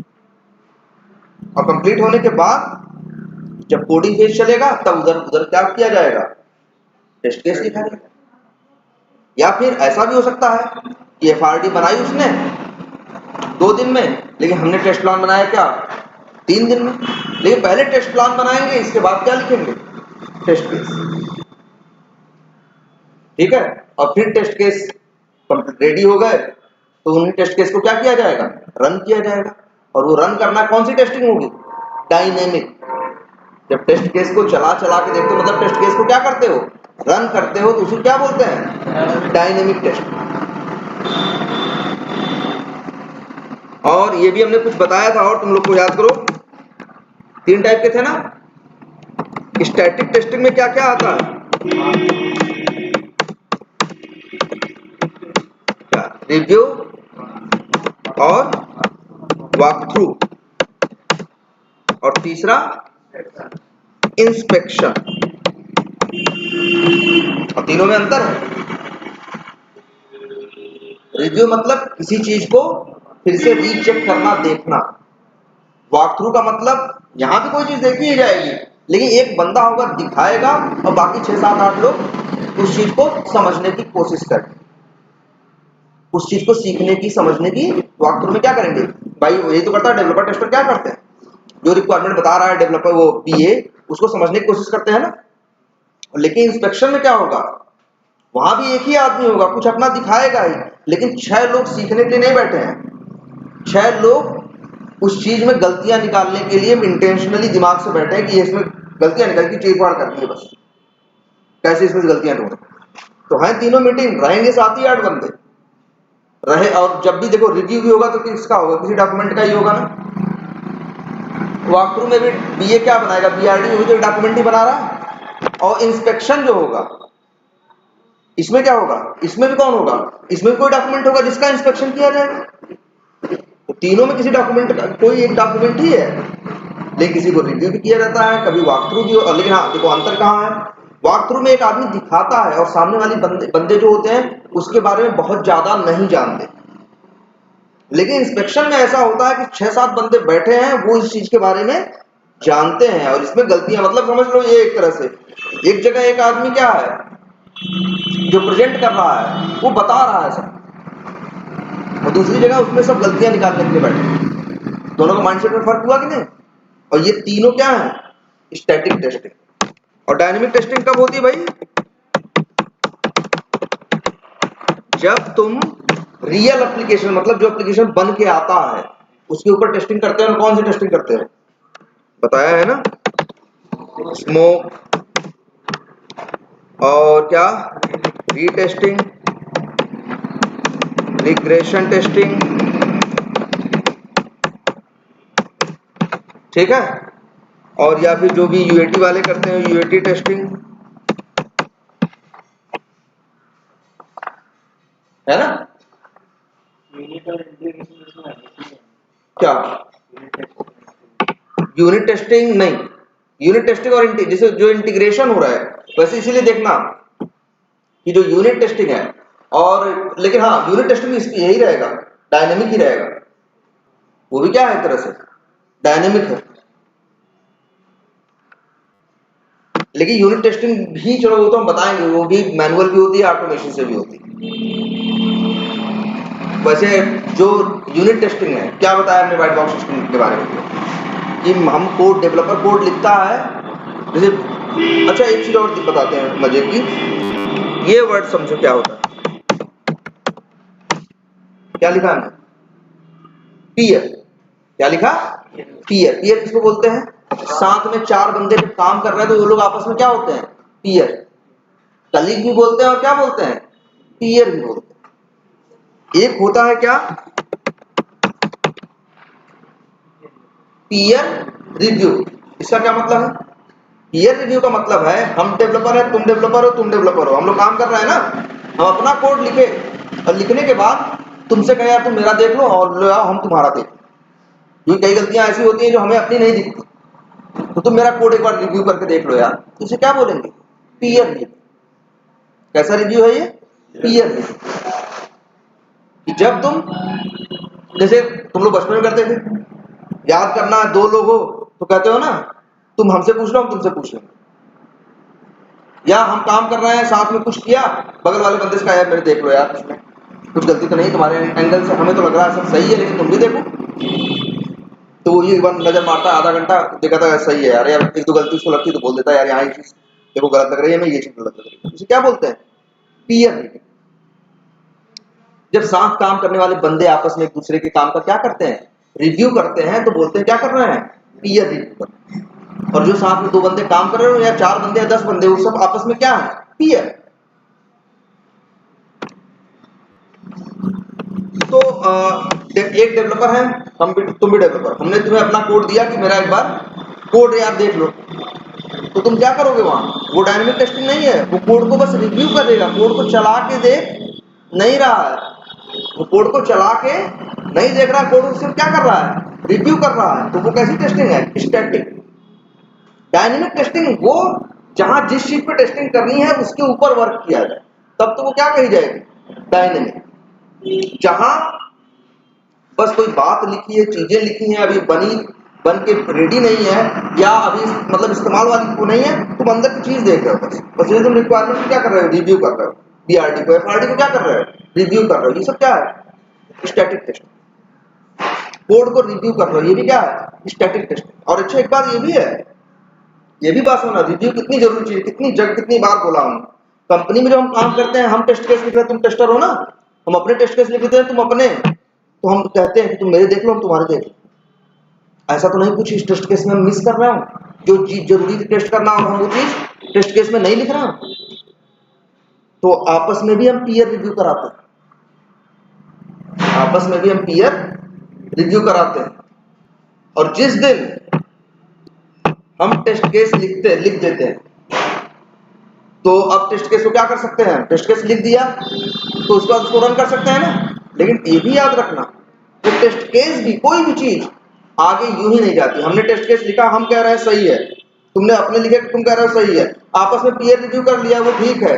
बहुत सी कंपनी में होगा ऐसा भी कि अब तुम एक वॉक थ्रू मीटिंग दोगे, अब तुम एक वॉक थ्रू मीटिंग दोगे जिसमें 2 4 6 लोग बैठे होंगे और तुम उनको बताओगे ये रिक्वायरमेंट थी, ये टेस्ट केस लिखा है, और उसमें बीए बैठेगा, तब बीए बोलेगा यार अगर बीए को लगा यार ये चीज भी टेस्ट कर लेनी चाहिए, तुम अपने टेस्ट केस में लिखे नहीं हो, अगर कुछ ऐसा वो अपनी तरफ से इनपुट देगा, इनपुट देने का मतलब बताएगा कुछ, इनपुट देना मतलब कुछ वो अपनी तरफ से क्या करेगा तुम्हें, अगर बताएगा तो कहोगे अच्छा ठीक है, नोट कर लोगे, मीटिंग खत्म हो जाएगी, जाके उस चीज को ठीक करोगे, एक बार उसको फिर से भेज दोगे उसके मेल पे, भैया आप चेक कर, वो कहेगा हाँ ओके।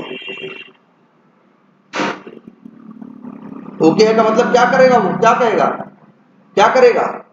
अप्रूव करेगा। एक वर्ड इस्तेमाल किया था पिछली क्लास में ना, क्या याद रखना, कोई भी चीज है ऑफिस में कई लेवल होते हैं ना, कोई जूनियर है, कोई सीनियर है, अपनी कंपनी में ही देखो, और एक आईटी प्रोजेक्ट में कैसे कैसे बंदे हो सकते हैं। एक ट्रेनिंग इंजीनियर हो सकता है कि नया एज ए फ्रेशर अभी उसने ज्वाइन किया है, कंपनी ने प्रोजेक्ट पे डाल दिया है, एज ए क्या है, ट्रेनिंग इंजीनियर है, अभी उसको कहा कि थोड़ा बहुत तो जो तुमसे सीनियर तुम्हारे काम कराएं करो और इनसे सीखो। फिर दूसरा एक ट्रेनिंग इंजीनियर होगा, फिर दूसरा क्या होगा, एक टेस्ट इंजीनियर होगा, जो एक दो साल, जो 1-1.5 साल से दूसरे एक्सपीरियंस उसका क्या होगा, ज्यादा। तो वो क्या होगा, जो मतलब 1.5-2 साल से लेके 4 साल तक का होगा, वो क्या होगा, टेस्ट इंजीनियर। जिसका एक्सपीरियंस 5 से ज्यादा होगा, 4 5 6 7 के आसपास होगा, वो क्या होगा, सीनियर टेस्ट इंजीनियर होगा, एसटीई। इसके बाद किसी का 9-10 साल होगा, 8-9 साल 10 साल होगा, 11 साल होगा, वो टेस्ट लीड होगा। वो क्या होगा, टेस्ट लीड। वही अक्सर टेस्ट प्लान बनाएगा, कौन, टेस्ट लीड, जो पूरी टीम को लीड कर रहा है। कोई बात होगी, कोई सामने कुछ, कोई टीम कुछ भी किसी को कुछ करना होगा शिकायत, बंदे के पास नहीं जाएंगे, किसके पास जाएंगे? Test lead. अब फिर टेस्ट लीड, और फिर इसके बाद 14-15 साल का जिसका एक्सपीरियंस हो जाता है वो क्या बन जाता है? फिर वो टेस्ट मैनेजर होते हैं। तो हर काम एक अलग अलग लेवल्स बने हुए हैं, और हर काम को जब भी हम करते हैं तो एक आदमी करता है तो कोई न कोई उसे काम को चेक करके क्या करता है? अप्रूव करता है कि हाँ ये काम जो हुआ है क्या है? सही। तो टेस्ट केस भी तुम लिखोगे तो तुम्हारे टेस्ट केस भी अप्रूव होंगे, तब उनको हो सकता है तुम गलत टेस्ट केस लिखे होता, तुम गलत टेस्ट कर लिए और गलते कह दिए सब सही चल रहा है, बाद में पता चला डिफेक्ट आ रहा है, पूछेंगे भैया क्या किए तुम टेस्ट केस लिखे थे? नहीं, टेस्ट केस निकाले गए, देखे गए, तुमने जाने कौन सी राम कहानी उसमें लिख दी, तुम गलत समझे, एक बार चेक करना बनता है कि नहीं? इसीलिए टेस्ट केस भी तुम्हारे क्या होंगे? अप्रूव होंगे। कोई इसे भी क्या करेगा? अप्रूव करे, तब तुम उन टेस्ट केसेस को चलाओगे। तो अब एक आइडिया तो अब प्रोसेस का तो लगने ही लगा है ना कि काम होता कैसे। ठीक है, अभी नॉर्मली और भी चीजें ऐड करेंगे जब प्रॉपर उसमें देखेंगे हम। अगर किसी को किसी चीज में कोई प्रॉब्लम, सुनो ही मत, अगर कुछ लगता है तुम्हें तो पूछो भी। अगर किसी चीज को समझने में या कोई चीज कुछ इशू लग रहा हो, कोई चीज नहीं समझ में आ रहा हो, क्या ये है, क्या क्या ये क्या करता है या क्या नहीं करता है,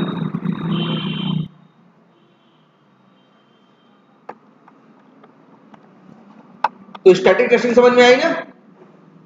स्टैटिक और कौन सी? डायनेमिक। ठीक है, और स्टैटिक टेस्टिंग में क्या होता है और डायनेमिक टेस्टिंग में क्या होता है। ठीक है, पेजेस पता हो गए आपको। और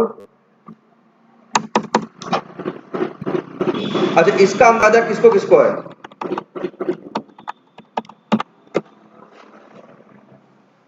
ये क्या है? Dev server, testing server, UAT server और लाइव सर्वर या प्रोडक्शन सर्वर। इसको क्या बताया था इसके लिए हमने?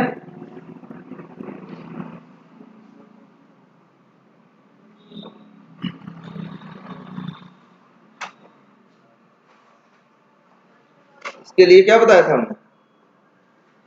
इसके लिए हमने ये बताया था। अच्छा ये बताओ, ये सॉफ्टवेयर है ना, जिन सॉफ्टवेयर की हम बात कर रहे हैं, पहली बात ये समझना हम किसकी बात कर रहे हैं। हमने तुम्हें बताया था ना, दो टाइप के सॉफ्टवेयर हैं, एक विंडो बेस्ड या डेस्कटॉप बेस्ड, और दूसरा क्या? Web based. हम जो ये सब कुछ बात कर रहे हैं किस पे कर रहे हैं? Web based. जो डेस्कटॉप बेस्ड सॉफ्टवेयर की टेस्टिंग होती है उसमें सर्वर की जरूरत नहीं होती। जैसे एमएस ऑफिस तुम इस्तेमाल कर रहे हो इंस्टॉल करके ना, कोई टीम इसको भी तो बना रही है। एमएस ऑफिस का तुम्हारे लिए ऐसे ही आ रहा है तुमको इस्तेमाल करने के लिए। एक टीम डेवलपमेंट की भी लगी है और एक टीम टेस्टिंग की भी लगी। वो लोग टेस्टिंग कैसे करते होंगे? उसमें सर्वर चाहिए? नहीं। डेस्कटॉप बेस्ड सॉफ्टवेयर कैसे होते हैं भाई? उनको तो ऐसे होगा, पेन ड्राइव में बोले सॉफ्टवेयर डालें, इंस्टॉल करें, चला के देखें, यही होगा ना। उसमें सर्वर की जरूरत नहीं होती। सर्वर की जरूरत कब है? जब बात होती है किसकी? Web based. बताया है ना भाई, क्लाइंट और सर्वर। और ये जो फ्लिपकार्ट का सॉफ्टवेयर बनाया गया है वो कहां रखा गया है? उसी सर्वर पर, हमारे तुम्हारे सिस्टम पे नहीं। तो सीधे उठा के प्रोडक्शन सर्वर पे नहीं फेंक दिया उन्होंने, पहले उसको कहां डाला? कोड करने के बाद डेव सर्वर, फिर टेस्टिंग करवाई, फिर क्या करवाई? इसकी टेस्टिंग हुई, टेस्टिंग डेवलपर लोगों ने की, फिर वहां से सब सही था तब कहां डाला गया? टेस्टिंग सर्वर पे, फिर उसको टेस्टर्स ने टेस्ट किया, जब वहां से सही था तब कहां डाला गया? यूएटी सर्वर पे, जब वहां पे सही था तब कहां डाला गया? लाइव सर्वर, कि पूरी दुनिया उसे यूज करे। ठीक है, तो सर्वर पे ही सॉफ्टवेयर रहते हैं, और हम लोग जो इस्तेमाल कर रहे हैं वो लोग क्या है? हम तो क्लाइंट हैं। ठीक है, ये 4 सर्वर याद रखना। लेकिन दुनिया जैसे फ्लिपकार्ट है ना, तो तुम्हें कभी पता चलेगा कि उसका डेव सर्वर कहाँ है, टेस्टिंग सर्वर कहाँ है? नहीं। तुम्हें मतलब किससे है? कस्टमर किससे मतलब है? लाइव सर्वर से ना, प्रोडक्शन सर्वर से। इन सर्वर से तो मतलब किसको है, जो अंदर टीमें उस पर बनाने और टेस्ट करने के लिए काम कर रही हैं, वो ये 3 सर्वर वो जानते हैं। क्या कंपनी किसी को पता चल होगा, हमें पता होगा कि उनका डेव सर्वर कहाँ है, या डेव सर्वर का क्या एड्रेस है इनका फ्लिपकार्ट का,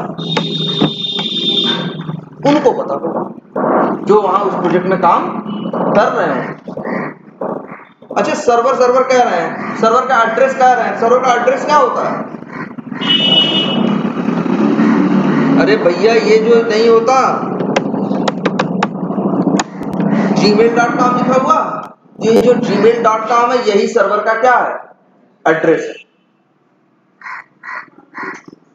और कुछ थोड़ी ना है।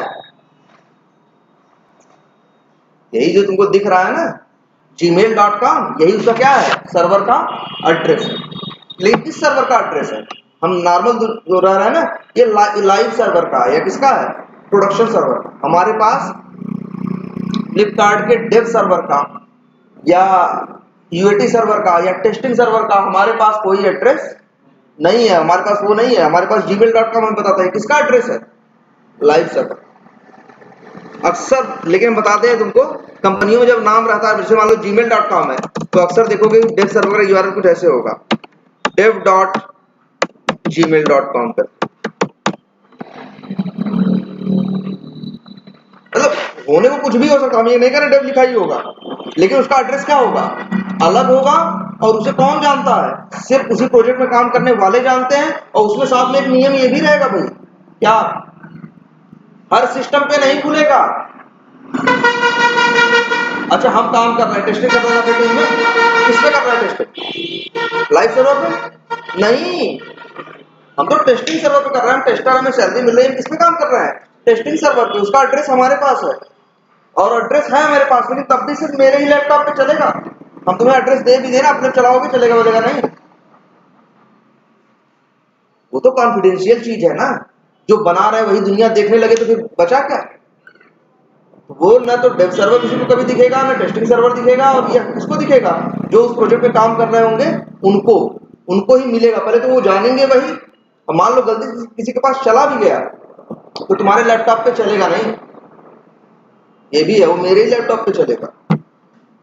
ये भी बताएंगे अभी आगे कि ऐसा क्यों होता है, ऐसा क्या होता है कि मेरे पे चलेगा और तुम्हारे पे नहीं चलेगा। याद जानते हो कैसे चलेगा, कंपनी में जाओगे, काम करते हो ना, कंपनी में तार वार वाले लगे होते हैं ना, कंपनी में भी तो नेट होता है ना। जैसे हम कंपनी में जाते हैं, 500 बंदे हैं कंपनी में, तो हम लोग जा रहे हैं तो वहां क्या करते हैं, कंपनी में बैठे, और बैठने के बाद मेरे वहीं उसी कंपनी के अंदर सर्वर है, कंपनी के अंदर में हम उनके नेटवर्क से जुड़े हुए हैं, तो हम उस वहां पे चला सकते हैं। लेकिन हम अपने घर चले आए, अब हम चलाएं, कुछ नहीं चलेगा। कब चलेगा, जब हम उनके नेटवर्क में जाएंगे। यही तो सिक्योरिटी है। नहीं ऐसे कोई कहीं घुस जाए तो बचा क्या। एक कंपनी जैसे यहाँ देखते हो, एक नोएडा, बंबई हो, दिल्ली हो, कहीं जाके देखोगे क्या मिलेगा, एक बड़ी सी कंपनी है, बिल्डिंग है 10 मंजिल की, हर मंजिल पे अलग अलग कंपनियां है कि नहीं। हर कंपनी का अपना अलग अलग क्या है, नेटवर्क है। उसी नेटवर्क में जाओगे, जब बैठोगे तभी तुम वो सारी चीजें, डेव सर्वर, क्यूए सर्वर और ये सब खोल पाओगे, अदरवाइज खोल नहीं पाओगे। हाँ,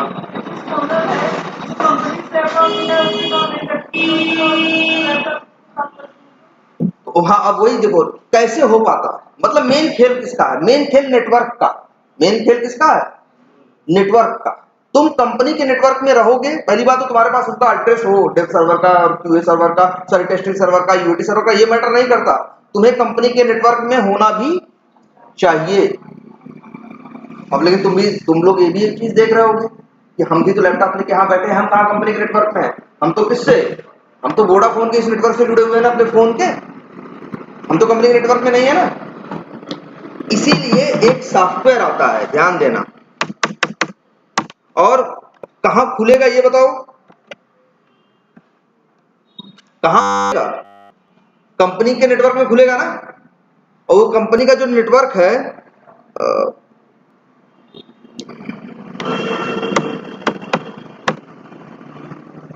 जो कंपनी का नेटवर्क है, क्या साइड है, कंपनी का नेटवर्क है वो कैसा है, हम लोग उसको क्या बोलते हैं, प्राइवेट नेटवर्क है। क्या है, प्राइवेट।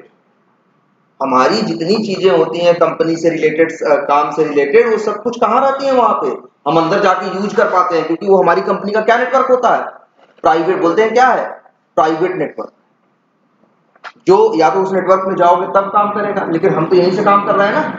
अब इसी सिक्योरिटी भाई, अब क्योंकि आईटी धीरे धीरे, पहले ऐसा नहीं होता, लेकिन जैसे जैसे समय बढ़ता गया, लैपटॉप, पहले तो क्या था भैया, डेस्कटॉप पे काम करना है तो कंपनी में जाना तुम्हारी क्या थी, पहले मजबूरी थी भाई। आईटी इंजीनियर्स भी आज से थोड़ी ना है, अमेरिका में 80 साल, 70, 75, 80 से ही क्या कर रहे हैं, प्रोग्रामिंग कर रहे हैं, कोडिंग कर रहे हैं। पहले कंपनी में जाके काम करते थे, क्यों, क्योंकि पहले क्या होते थे, डेस्कटॉप या लैपटॉप भी आए तब भी लोग कंपनी में काम करते थे, लेकिन धीरे धीरे लोग कहने लगे क्या कि भैया हम बाहर से देख लेंगे, हम घर से कर लेंगे। होने लगा नहीं, या कई बार जरूरत ही पड़ती है भाई, हम तो 8 ही घंटे नौकरी किए ना, पता चला कोई बहुत इमरजेंसी आ गई प्रोजेक्ट में, तब तो ऐसा भी होता है, रात में 11 बजे जाना पड़ जाता है, वो तो अलग बात है ना। तो 11 बजे तो कंपनी में जाने की जरूरत नहीं है, तो अपने लैपटॉप से भी घर से कर सकते हो। कैसे, इसी के लिए एक सॉफ्टवेयर और आता है जिसका नाम होता है क्या, VPN, इसको बोलते हैं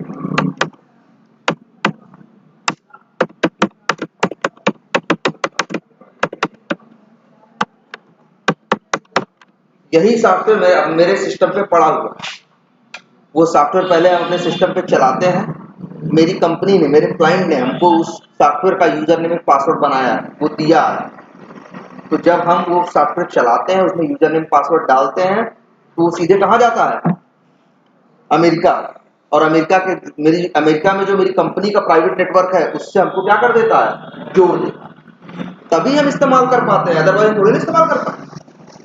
हम इस सिस्टम पे भी कर लेंगे, लेकिन कैसे, आप इसका सारा यूआरएल सब कुछ, मेरा मतलब सारा एड्रेस फड्रेस सब खुलना इसी लैपटॉप पे चालू हो जाएगा, लेकिन शर्त क्या है, इस सिस्टम पे पहले हम क्या डालेंगे, ये VPN नाम का सॉफ्टवेयर डाउनलोड करके इंस्टॉल करेंगे, और फिर उस प्राइवेट नेटवर्क वाले ने हमें एक यूजर नेम और पासवर्ड दिया हुआ है, वो यूजर नेम पासवर्ड डालेंगे, कनेक्ट करेंगे, तब हम कहाँ हो जाएंगे, कनेक्ट जुड़ जाएंगे उससे।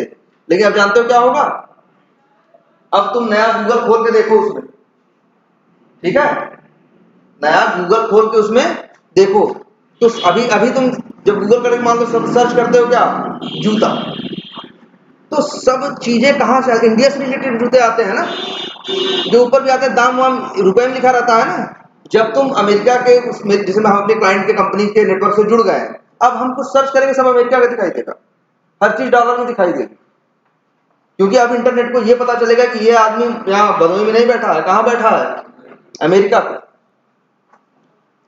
जैसे टिकटॉक है, नहीं चला पा रहे थे ना, लेकिन अभी तुम क्या करो, VPN डाउनलोड कर लो, इंडिया में बैन है ना VPN। अगर तुम्हारे पास कुछ VPN का है एक्सेस, हमने जैसे VPN से जुड़ गए, तब तो हम अमेरिका में बैठे हैं, चलाएं, जो चलाएंगे चलेगा। जैसे अभी ये नेटफ्लिक्स देख रहे हो ना, कब आया, 2-3 साल पहले आया, नेटफ्लिक्स है 15 साल पुराना। पहले netflix.com अगर इंडिया में रहते हुए डालते थे, लिख देता कि अभी ये इस देश में अवेलेबल नहीं है, लेकिन फिर भी देखने वाले शौकीन थे, देखते थे। कैसे देखते थे, वही VPN का सॉफ्टवेयर यूज करके और किसी VPN का एक्सेस लेके, जिससे वो ये इंडिया के इंटरनेट को पता ही नहीं चलेगा कि ये कहाँ के, ये उसे लगेगा साफ साफ ये कहाँ के हैं, ये अमेरिका में बैठे हैं। क्योंकि पहले क्या होता है, हम किसी से, गूगल हमारे बारे में जानता है, तो हम कहाँ जाते हैं, हम सीधे गूगल के पास यहां से जा रहे हैं ना। लेकिन अभी क्या हो रहा है, जब हम अपने VPN को क्या कर लेंगे, VPN को स्टार्ट करेंगे, यूजर नेम पासवर्ड डाल के कनेक्ट कर देगा और अमेरिका के नेटवर्क में चले गए, तो अब जो भी रिक्वेस्ट जाएगी सीधे नहीं जाएगी गूगल के पास, मेरे यहाँ भदोही से पहले कहाँ जाएगी, अमेरिका, फिर अमेरिका से जाएगी गूगल के पास। अब अमेरिका से गूगल के पास जाएगी, तो वहां वो लोग अमेरिका वाला सर्वर इस्तेमाल करेंगे, तो इसलिए रिजल्ट कहाँ वाला आएगा सर, अमेरिका वाला। ये एक सॉफ्टवेयर है कि हम लोग कंपनीज में काम कर पाते, अदरवाइज ना कर पाए। मतलब तो बाहर ना, हम लोग जैसे भी है कहीं भी बैठे काम कर रहा है, कैसे कर रहा है, इसी VPN के साथ। और VPN का एक फेमस सॉफ्टवेयर है, लेकिन ये सब पैसा मांगते हैं। कौन सा? सिस्को का है एनी कनेक्ट, और एक दो नहीं है वैसे, बहुत है। तुम अगर चाहो तुम्हारे मोबाइल पे भी मिलेंगे, मोबाइल पे भी मिल जाएंगे वीपीएन। वीपीएन डाल लो तो जो चीज यहाँ नहीं खुल रही है वो खुलना स्टार्ट हो जाएगी। ये वीपीएन की क्वालिटी, कोई भी चीज क्लियर है ये?